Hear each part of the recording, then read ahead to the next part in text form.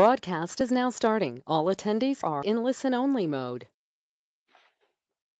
Hi, and welcome to all of you. Thanks for joining today. I'm Maureen Blanford. I'm VP of Marketing here at GiveSmart, and certainly welcome under trying circumstances for sure. We've heard from so many of our charity partners over the past week or two with their concerns over what to do next given this interesting situation we're all in. Specifically, we've had a lot of requests about how to shift a portion of your fundraising from face-to-face to virtual or online. So we know how critical these face-to-face events have been for you in hitting your goals for the year after year. Joining me today are two of my colleagues, Eric Newman, a veteran of so many events and quite a few pivots himself, as well as Diane Kleber, our VP of Sales, also an industry veteran who's helped countless organizations, both big and small, achieve their fundraising goals. Eric and Diane, thanks so much for joining. Thank you, Maureen. Thanks, Maureen. So a quick high level for all of you. We have more resources for your virtual event than we can possibly cover in the next 45 minutes to an hour. So for current GiveSmart customers, your brilliant CSMs are at the ready to help you brainstorm and execute. If you're not currently a GiveSmart customer, we also have plenty of free resources to help you brainstorm. Follow our social channels. You'll see them there. You'll probably get them via email. And of course, we have an absolutely brilliant team of account executives who are also at the ready to support you. So before we dig in, let's do a quick poll, if y'all can weigh in. And Eric, while folks are weighing in here on helping us understand their current situation, can you just give us an example of other unforeseen circumstances that have caused an organization to cancel their events, like that you've personally been experienced with? Sure. Well, I think as long as people have been gathering together, something's been happening to prevent it, whether it's weather or natural disasters or something going on in the community. I remember my first winter in Chicago. We thought it was over by April, but it wasn't. And there was a blizzard that came in. And my event for the night was unreachable by roads. So we quickly were able to reach out to the guests, direct them to online fundraising, and had a successful night of fundraising. And regardless of the case, here's what we've experienced is that the key is that you as the event planner, as the fundraiser, can take a breath and can know that people want to support your mission, maybe now more than ever, and that you have everything you need to succeed. Most of it is right in here and right in here, right in your head and in your heart. And you have a compelling story. You have people to tell it to. And if you need a tool, it's right at your fingertips. You know what? Absolutely. So let's check the responses. Diane, what do you make of this? Interesting. So let's look here. 25% of you on the call here had to cancel your event. 32% going to postpone, but interesting, 43% haven't decided, and that's pretty consistent with what we're hearing, right? So we're talking to a lot of folks, and absolutely that seems to be the big thing. People are like, we don't know what to do. We're trying to figure it out, and that's again why we're doing this today. So let's kind of run through what we're going to cover today. So we came up, being who we are and marketing being who they are, some nice little savvy bullet points for us here. So we're going to start with some data, because what we are seeing is that absolutely art of the possible. There are things you can be doing right now. We're going to define what is a virtual event, and then some of the components of the face-to-face event and how to convert them to a virtual event. Talk about the magic combo. We'll save that for when we unveil that. And then just a bonus talking about how to utilize technology all year round, because I think one of the things that folks are realizing is that this can't just be a one-time thing anymore, and this is an example of why. And then we're going to get into Q&A. We know that you all have a lot of great questions, so we'll spend a good amount of time on that. Perfect. Eric, give us a little current inspiration that we all really need right now. Great. Well, here's what's happening right now. And last week, with very little notice, as this situation has evolved so quickly, here's what organizations were able to pull off. 192 campaigns by 186 different charity partners, and they raised over $12 million. And we're so inspired by them, and we're learning from what they've pulled off to help you. In fact, this week, a client with an event coming up this weekend pivoted to an open virtual auction after their live event was canceled, and they launched it early last night. And they found that their auction has already raised more online than it did for their entire event last year in 2019. And we're so happy that they were able to pull that off. Love it. Yeah, that's really great. That's really great. It's interesting though, the concept of a virtual event isn't new. It isn't new to us. It's just popular right now. But like in 2019, here at GiveSmart, we ran over 2,800 events and helped raise over $33 million through virtual and online events. So that's really why we wanted to gather you guys here today and share some of those best practices that we've seen, as well as some of the new and really creative and innovative ideas that folks have come up with over the last couple weeks related to having this successful online event. Yeah, I can think of one story from last year, when things felt more normal, and an organization had to pivot something online just because they had an item come in late. The item happened to be a puppy, and it wasn't born yet in time for their event. So they were able to create a quick one-item auction. It was open for one day, and they raised $1,000, and a puppy found a new home. So we've been helping people do this for a long time. Amazing. That's awesome.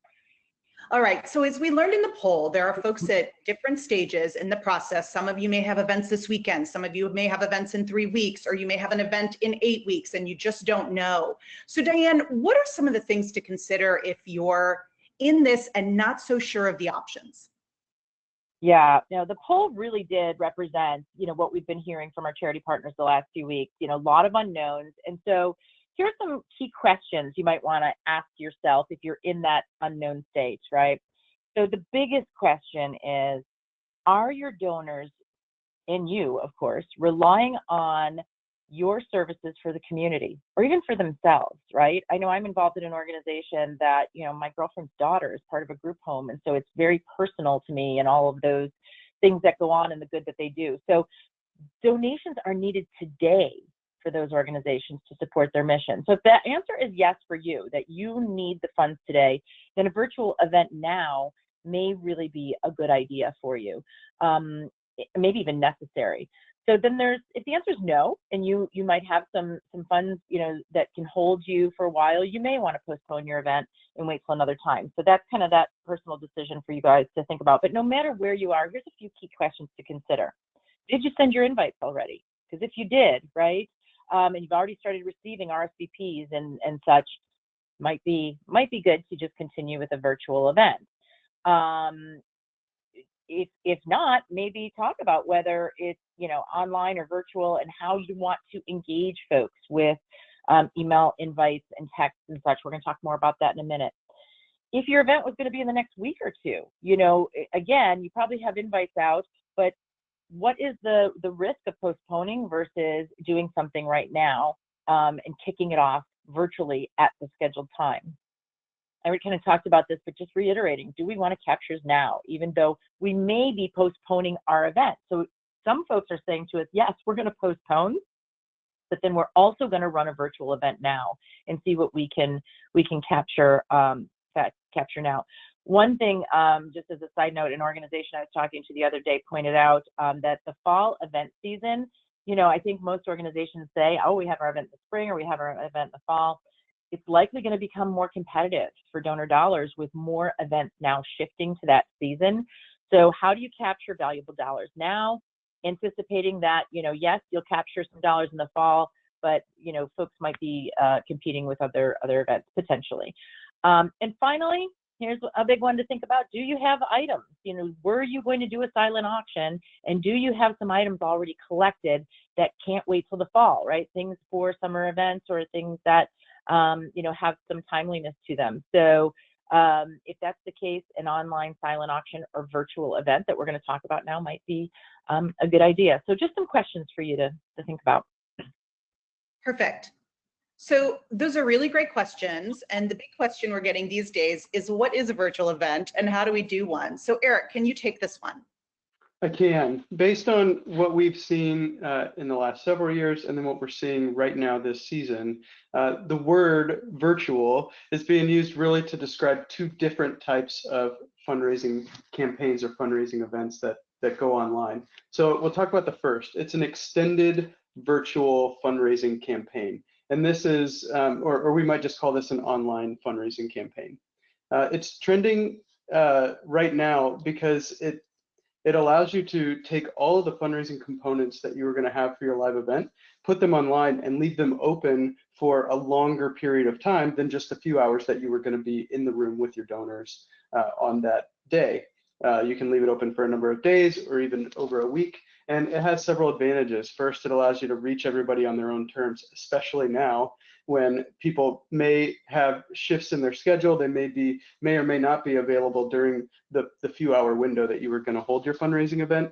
They can certainly access and contribute to your organization's fundraising campaign really on their own terms at 3 in the morning or at 3 in the afternoon, on the weekday, on the weekend. And leaving things open longer also allows more time for those bids to go up. And so if you've got people competing over a silent auction item, then you'll see them bidding against each other, and the longer they have to bid, the higher that price goes, and the more key funds that come into your organization. It also gives people time to share. So what we've seen with some virtual fundraising campaigns is that if they're open long enough, you can reach people, you can reach your donors, your key donors. You can also, through sharing via social media and other things, you can reach their network. And then if you leave it open just a little bit longer, even, you can reach their network and reach a really large group of folks who might find your organization for the first time and be able to contribute in a new way. Perfect. All right. Now that's really interesting. And that's where, you know, all those events I talked about in 2019, a lot of those were running that way, and they were seeing the benefits of that. Hey, let's catch our donors anywhere, anytime for a longer period of time. So that's great. The interesting trend we're seeing the last few weeks, again, not new, but certainly very popular all of a sudden, is the live virtual event. Okay. This includes and can start the same way as everything Eric just described, right? So it's basically taking that virtual, fundraising campaign or the online event, and then adding in this exciting live stream or social media element, right, over a shorter period of time within that greater campaign. So it's really cool, some of the things we're seeing. So the overall campaign could be open for a week or two, however long you want, but what if for 30 minutes or so, you can engage your donors live in some way, shape, or form, okay? So imagine having your executive director live on screen, you know, through a streaming method, or definitely communicating your mission and the purpose of the event and why donor dollars are needed. You can even keep that live auctioneer if you had one set up, or we know plenty that we can help you find if you don't, but they can help you with getting folks excited through a donation campaign on screen, and even a quick auction or raffle. And we're going to talk a little bit about that. All super exciting, right? We've seen some really, really great versions of this. We've heard of organizations using GoToWebinar, like we are right now.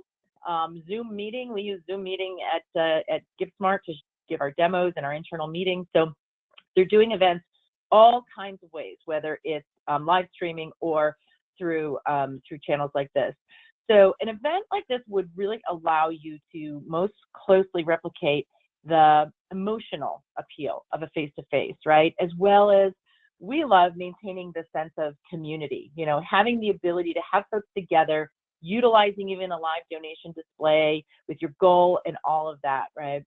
So we're very fortunate. One of our sister companies here at Community Brands has a live streaming solution at a low cost. And if anyone is interested in learning more, you can contact us for information and we can help you with that. But we know some folks already have this, but we want to let you know that we have that resource for you.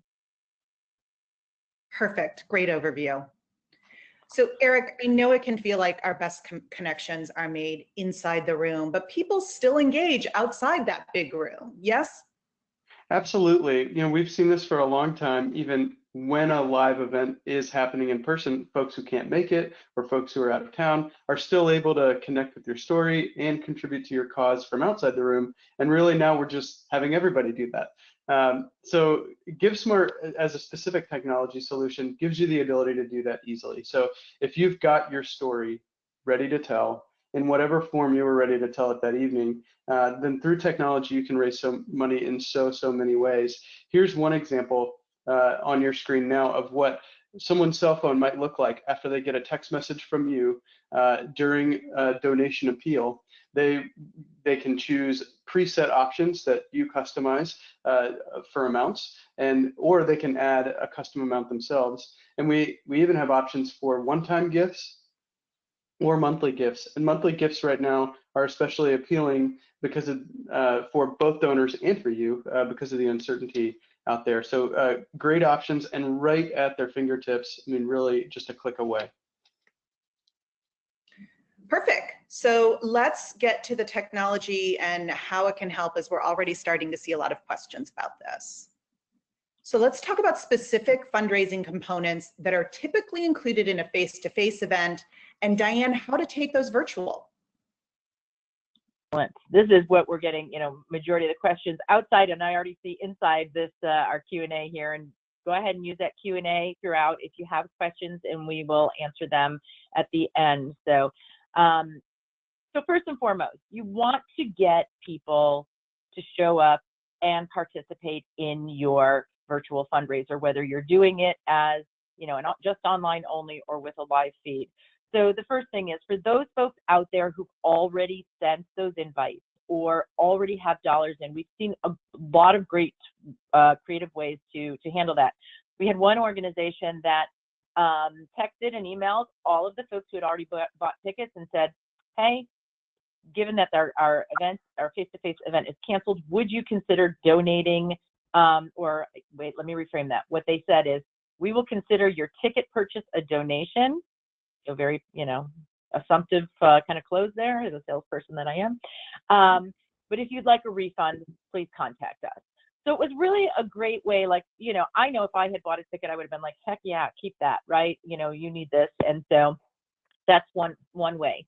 There are some organizations that had just started selling tickets and they're like, now what do we do? And they converted their ticket sale to say something similar. We would love for you to continue to participate in our fundraiser. Would you consider your ticket cost as a donation, right? And so they reframed that too. And then there's some folks who hadn't even started putting tickets out, and rather than doing this, I'm going to convert my ticket sale to a donation in the ticket form, which is certainly part of our technology, but where let's get them invited to the fundraiser itself without a cost, and hope and appeal to them to get a stronger donation than maybe even the ticket sale price throughout that campaign. So how do you get folks engaged in a campaign if you haven't gotten invitations out and such? Still send some invites, right? So if you were going to do email invites, you still want to send those email invites out, but it's going to have a link.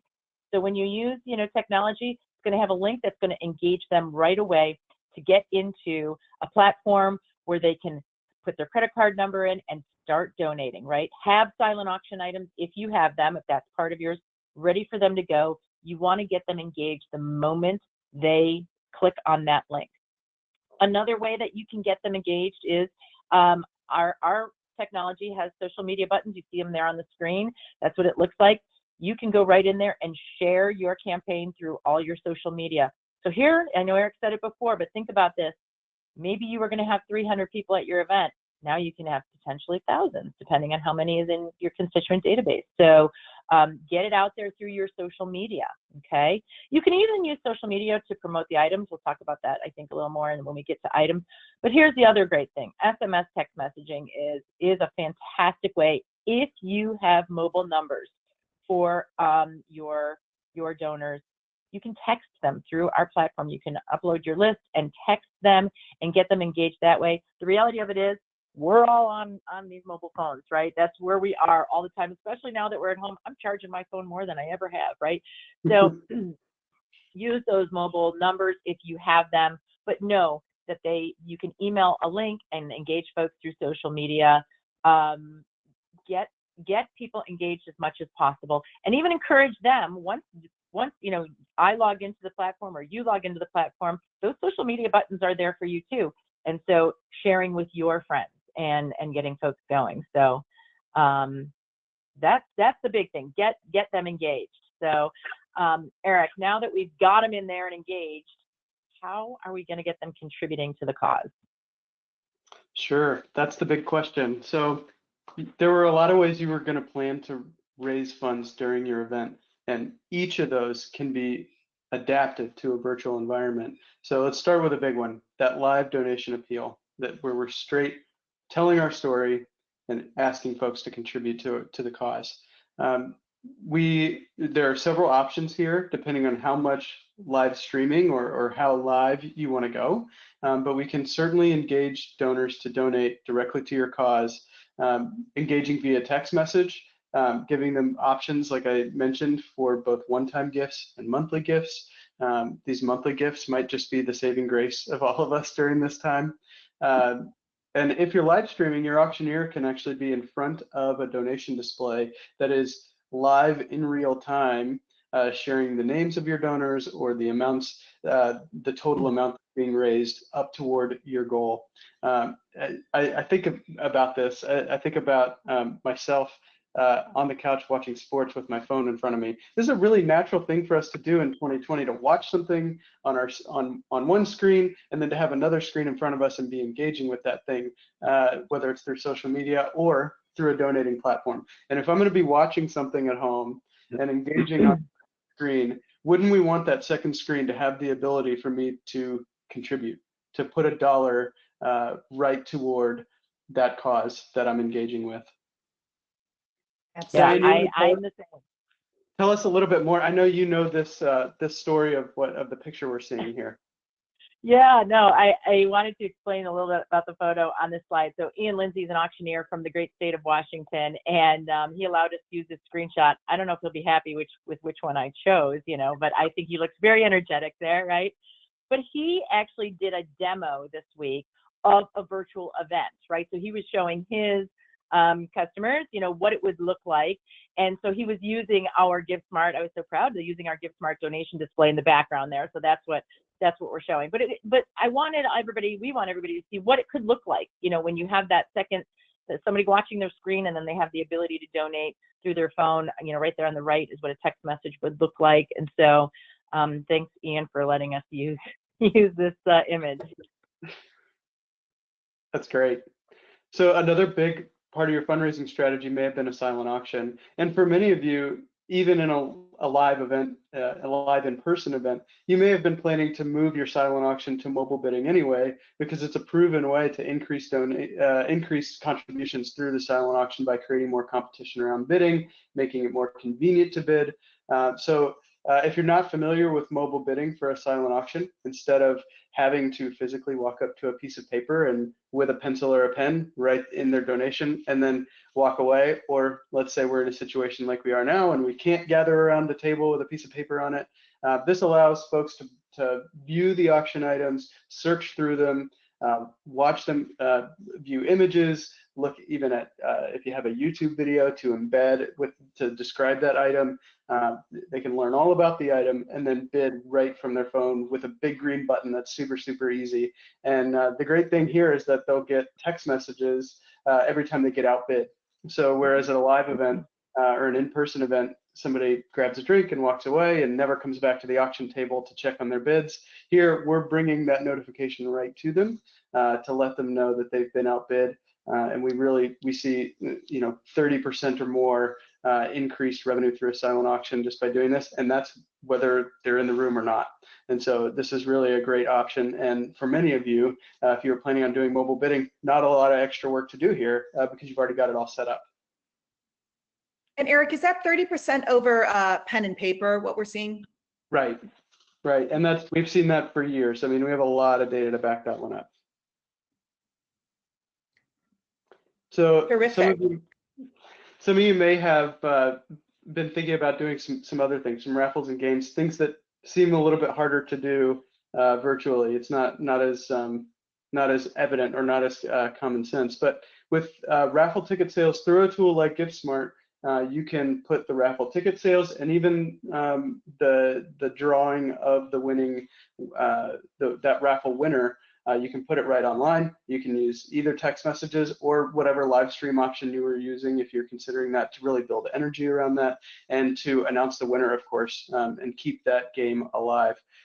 There are many other options, whether if you were planning to sell merchandise or have something like a wine pull, you have the ability, if it's allowed where you are, to move that online as well and be able to just sell something. So the functionality to just sell something right off the bat, as opposed to just bidding it up, is available as well right through GiftSmart. So anything you were planning on just selling, you can still just sell online and then work out with your donors how to get it to them.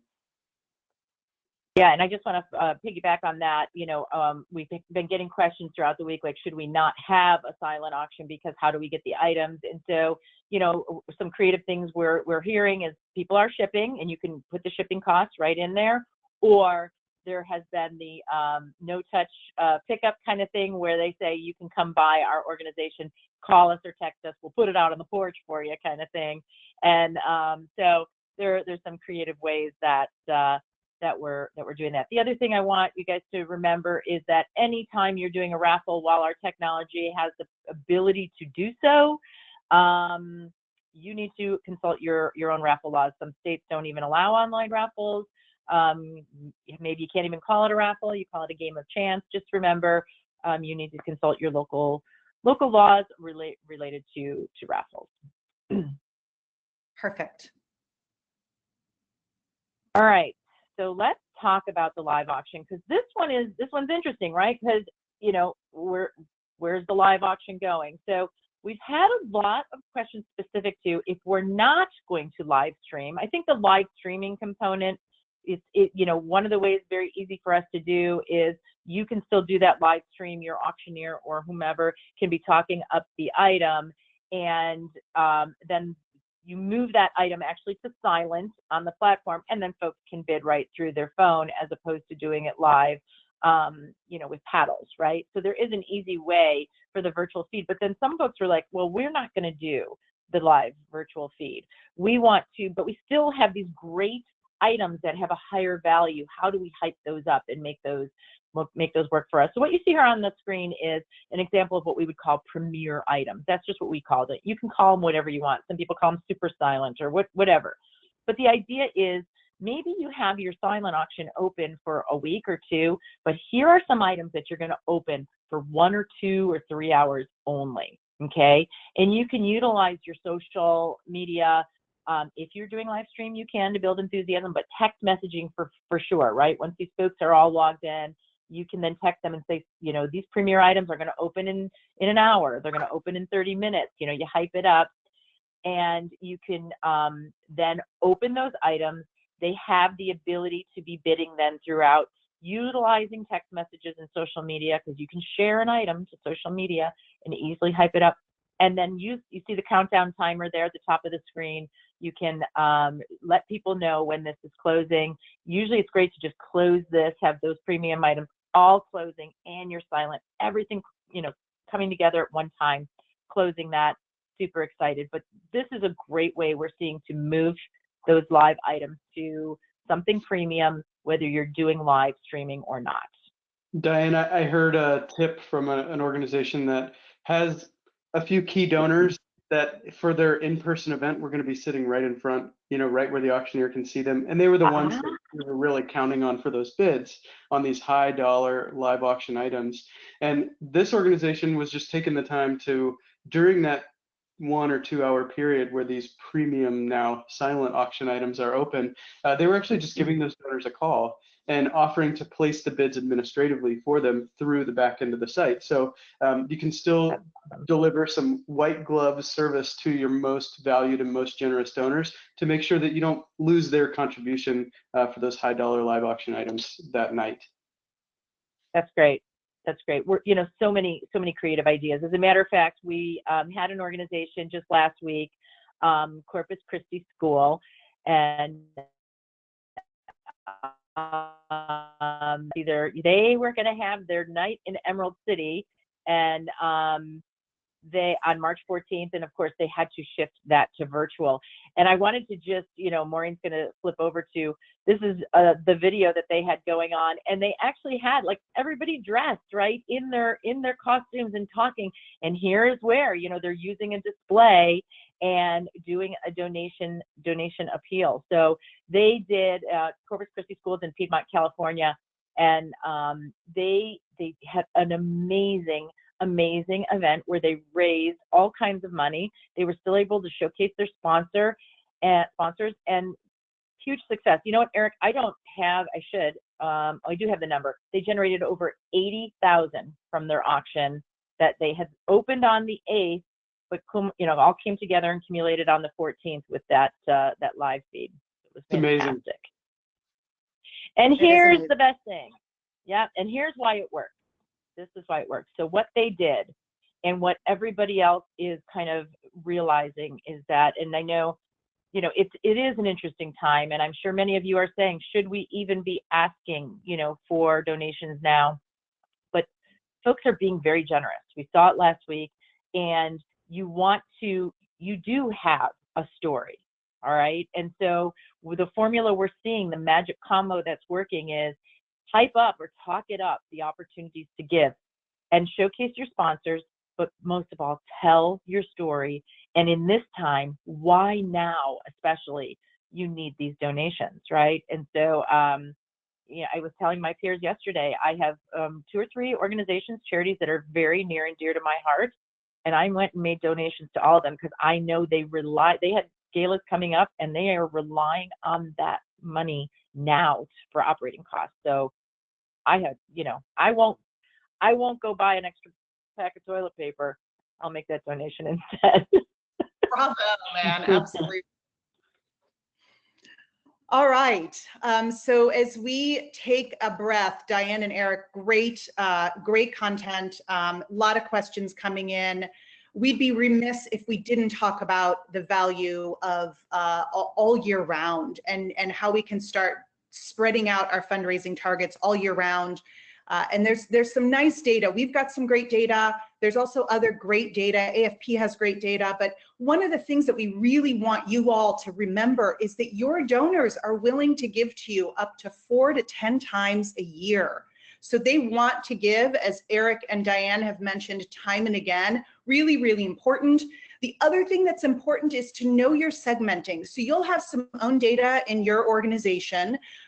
We again have data. There's data out there by generation and who prefers what by what, and what are the assumptions. A lot of time we assume that folks who are maybe retired aren't using their mobile phones, and we have data that says otherwise. So we'll include our donor segmentation study in this follow-up email to the webinar. But let's use our data, know our donors, how we can appeal to them, and when. All right. So before we get into the Q&A, here's what I'm hearing from my terrific colleagues, and really our organization has just been burning the midnight oil, responding to the what now. So most importantly, you've got this. Pivoting to virtual, you can do that with resources like online fundraising software, text, email communication, social media for that virtual community, not just your community, but where can you grow exponentially? And then optional, if you want to do some live streaming, please strongly consider fundraising all year round. And remember your compelling stories. Tug at those heartstrings. So, so, so important. All right, with that, y'all, let's turn to some questions, and we have a lot here. So Eric and Diane, I hope you have some coffee. First question. Ready. How do you suggest we manage sponsor opportunities given that we have to move to online, so we won't be able to offer like sponsor banners or route signage? Diane?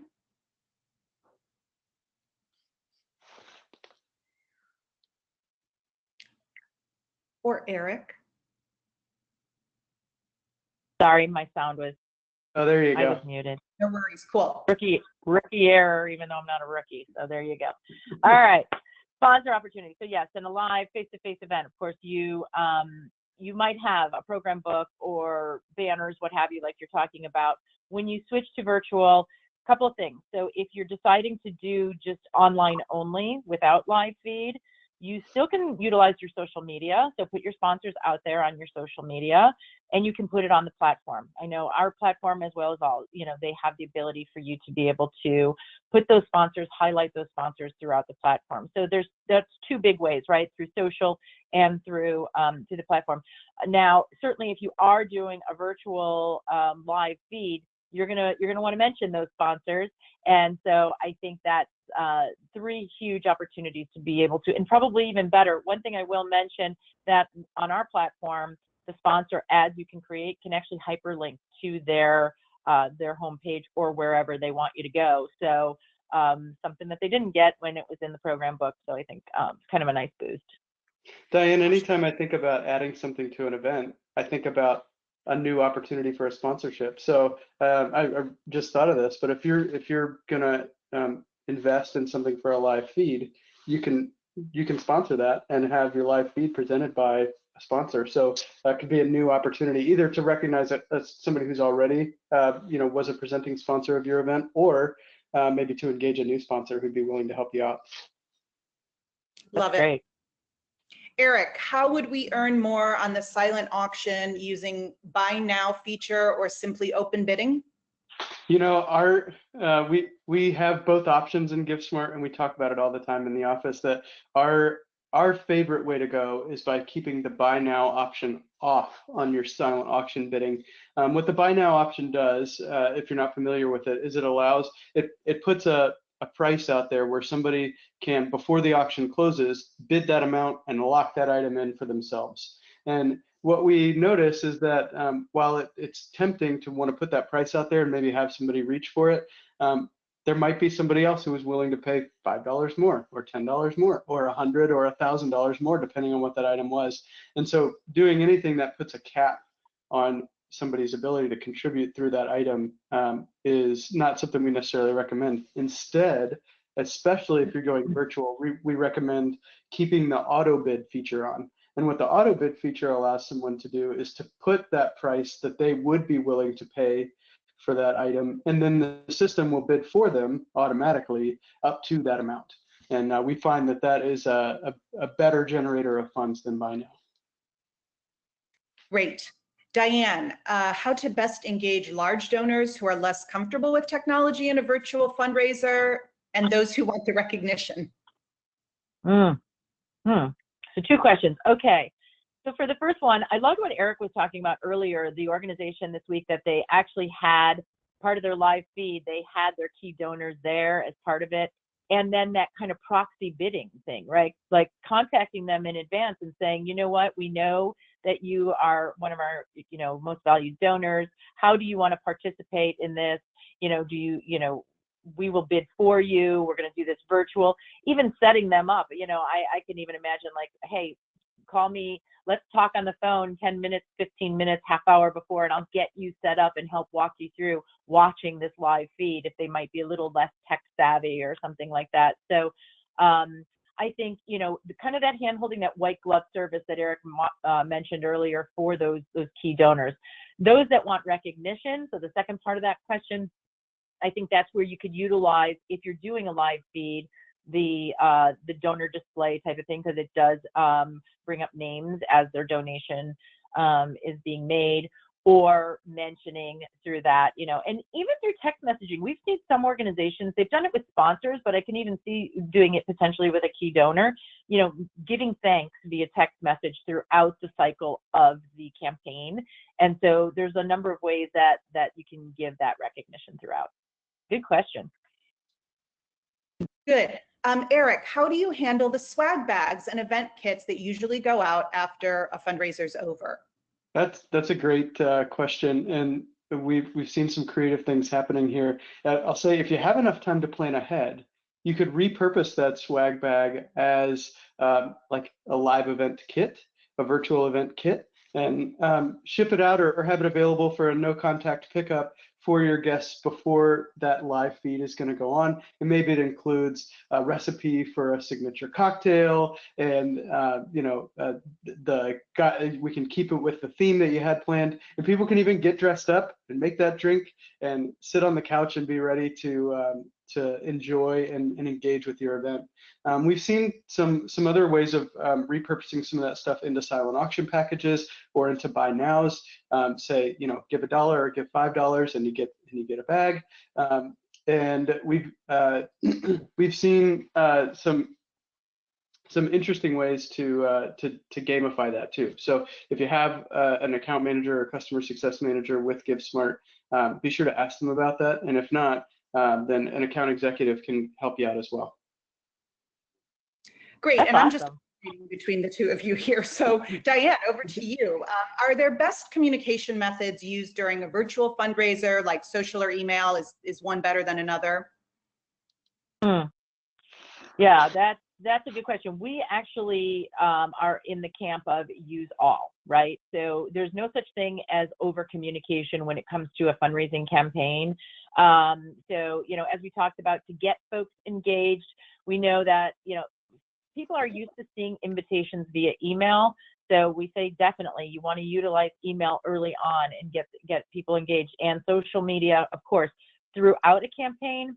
Texting and social media would be your two biggest methods. Email kind of falls off once folks get engaged because they're not sitting in front of it all the time. Granted, my email is on my phone, but I'm not looking at it as much as I am a text message or my social, to be honest. So social and text during the campaign, heavy email early and getting folks engaged, and then again after, right? There's tax receipts, there's all kinds of things that have to go out and can come right out of our platform, and so that all can happen quite easily. Good question. And Maureen, don't worry, you can toss the questions back and forth. If I don't know the answer, I'm going to toss it to Eric. Absolutely. Or just make something up. So Eric, over to you. Can you explain, I know Diane touched on this, I think, a little bit, but can you explain the live auction bidding during the live feed? Are they bidding online? Yes. So the most technologically savvy way to do this is to switch just the setting on your live auction items to silent auction settings. And what that allows folks to do is bid from their own device and to continue competing against each other during that live feed moment, and to be notified when they're outbid, and then to be prompted immediately to go right back to that item and continue bidding. So switching your live auction items, just the setting in the site, to silent auction, and then still producing it the way you want to produce it with your live feed is the way to go. Great. Diane, are any organizations worried about optics around asking for money during a time like this? There's a second question here, but I think that's an important first one. So the answer, are any organizations worried? Yes. We are hearing, and I think that's probably why when we did the poll, there's so many people who are unsure what to do now, right? Because do we ask for money? Do we do this or not? And so the answer is yes, organizations are worried about those optics, I think, but what we're seeing from the campaigns and events and data so far is that donors are giving, and they're feeling very giving. And, I think, like my own personal example, I want to support these causes. I don't want these organizations to go away. And I think your key donors want to be able to give. So while I get that, an organization might be worried, the data we're seeing is that people are giving. Right. And I know I'm even as a fundraiser, it's hard for me sometimes to want to ask people for things, but I think we could be really open that not only yes during a time like this, but maybe even especially during a time like this, think about your specific organization. If you're a school, your school may have needs for technology or needs to provide meals that in unique ways that haven't existed before. And so maybe especially at a time like this is a great time to ask. One, because you need it, and two, because people know you need it. But yeah, great. And Diane, the second half of the question, I think, brings up an interesting point. Is there anyone looking to delay holding an event until it's a better time? So Diane, that's just some of the concerns that we're just thinking about. If everyone delays their event till fall, pros and cons of that. Yeah, and that's where a lot of folks are sitting. The original, when this all started to happen, our charity partners started calling and said, we're just going to postpone. We're just going to postpone. We're just going to postpone. Those same charity partners are now coming back going, okay, hold on a second. I started calling some venues and they're booked. And I started, so there was this realization, like, great idea, but I don't know if it's really plausible. And, as I talked about earlier, we already have, I'm in Chicago, and there are weekends where there's 50, 60 fundraisers on the same weekend, in Chicago. And so it's funny to say, a highly competitive kind of thing at certain times. So I think there's this realization that's happening in the last week, especially, like, oh, maybe we'll have an event in the fall, but maybe it's going to have to just wait until next spring. So I can't wait to raise money. I need to kind of do that now. And again, Maureen, it's great that you talked about the year-round fundraising. We have some folks that are saying, okay, so now if there is no major event in 2020, how do I raise those funds throughout the year in other ways? So a lot of things going on. And again, your donors and your organization best. So we don't have one magic answer for you, unfortunately. It's more like, but we're happy to help investigate that with you, what might be the best way to do it. A lot of people at the ready. You're hearing some great ideas from both Eric and Diane, and we have 100 people who are able to brainstorm and iterate like this. So and standing by. A couple more questions, y'all. Eric, I know we get this question all the time, regardless of circumstances, but how long should silent and live auctions be live? Oh yeah, you're right. We do hear that question a lot. So for a silent live auction, first, you know your donors and you know their level of engagement. But if we're talking about during still a live event, the longer, the later, the better. Because once somebody has bid, that bid is locked in. It's not going to go away. But every minute you leave it open, that's another minute that somebody else could place a bid. And so keeping things open during your evening all the way until the very end of your event is the best practice. If we're talking about more of that extended virtual campaign that's going to be open for days or weeks, consider we kind of consider 5 to 7 days to be a magical recommendation, but there really isn't anything magical to it. So think about a logical start point. Is there a day you can launch things? When are you ready? And when are your donors engaged to be able to get that email, get that social media post, get that text message? And then think about a time that makes sense to close. Is that during an evening on a weekend? Is that during a weekday, at noon? And once you have a logical time to open, logical time to close, then however long is in between is how long you're open. And that's really that's really the way we go. With the live auction, if you're switching to that super silent or those premium items, we have seen some success with leaving those open for a shorter amount of time, but still closing at the same time as everything else. So open them later, but have them close at the same time as all of your fundraising closing at once. One, it's easier for you, and two, every second you close something early that you still have something else open is a chance that you could be missing out on another bid or another donation or another purchase. Makes sense. Diane, a couple of different video questions for you. So 2 of them. We have a few videos we'd like to show during our virtual event. Is there a way to showcase those on our GiveSmart page? Also, can we have videos attached to our items? Yes and yes. So, and that you guys are really smart because video is engaging, right? So if you're going to use the 100% online and not using live feed, right, you want to have some live, if you will, recorded, but videos out there. So on your homepage, you absolutely can have a video that is very much around the purpose and mission of your organization and the appeal, all those things. The items themselves can have video, and this is all attached to YouTube. So if you create a YouTube video, you're just attaching that into our platform, And so, yes, your items you can have video on the homepage, whatever you want to do. We know we had one organization that was asking, they said that they were going to have the choir perform. How do we incorporate that? I'm like, have the choir, now granted, this was back when they were still together, but have them, perform, or if you have a recording of one of their performances, and put that on the homepage. So there's absolutely ways that you can connect video to our platform. Cool. And Eric, over to you, a little bit of a tricky question. So can we charge for a virtual event? We also have some folks who have already purchased event tickets. If they're not getting meal, drink, ticket, and party, will people ask for refunds? So 2 questions. Sure, it's a good question. What Diane mentioned, for folks who have already bought that ticket, a best practice we're seeing pop up now is to invite that donor to change their ticket purchase into a donation. And through our platform, there's a really easy way to do that, and then to give them the tax benefit of that, and to be able to offer that to them really, really quickly.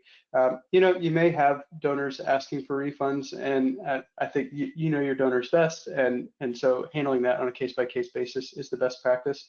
As far as charging for a virtual event, I haven't seen that happen yet, but I bet you it's going to work for somebody. And whether that be really thinking of it as a donation, and I think that's how most donors would probably receive something like that, is to think of it as a donation, an initial donation that they're going to make to join that virtual event.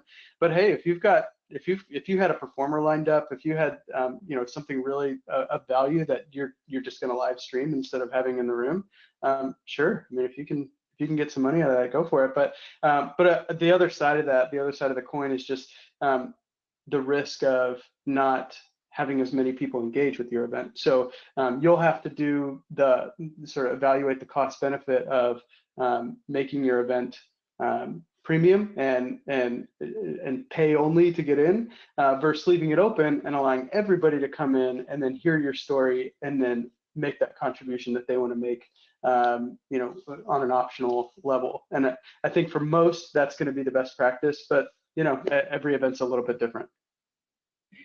Great. Diane, I'm going to ask you just a quick question, or just a quick answer, but instead of hosting a virtual event, my organization would rather do a fundraising campaign similar to an end of year campaign. Any recommendations to really hype up the appeal? Yeah, I think it's not that different than anything we've talked about right now, is that invite people, via email. If you have mobile numbers, text, because that's where people are. But we would recommend on our platform setting up a campaign site, just like you would, as we kind of explained with just an online event, but it's just a campaign site that collects donations. You absolutely keep driving people to that through the same channels: email, text, and social media. But I think the thing with campaigns, and I'm not a fundraising expert when it comes to capital campaigns and that type of thing, it's also the follow-up, right? There's phone calls that need to take place with that. And so if you want to do that and really approach it like a campaign, you're going to want to have a team, just like you would for a committee, of any event. But you're going to want to have that team that is reaching out to folks after you send out your initial if you do 2 or 3 correspondences. Hey, Maureen, you're marketing. How many times do we have to touch somebody to, I don't know, get a donation? But it's one of, right? It's one of those things that, yeah, you can absolutely create this campaign and on digital campaign, and then do full campaign kinds of activities around it. I think that's a great idea. Great idea. Diane and Eric, thank you so much. These are great ideas. Really appreciate you joining today. Thank you. Thank you. And everybody, you got this. You can do it. 100%. Absolutely. We want all of you to know that our #1 goal today and always is to help organizations raise the necessary funds they need to support their mission. We're here to help you.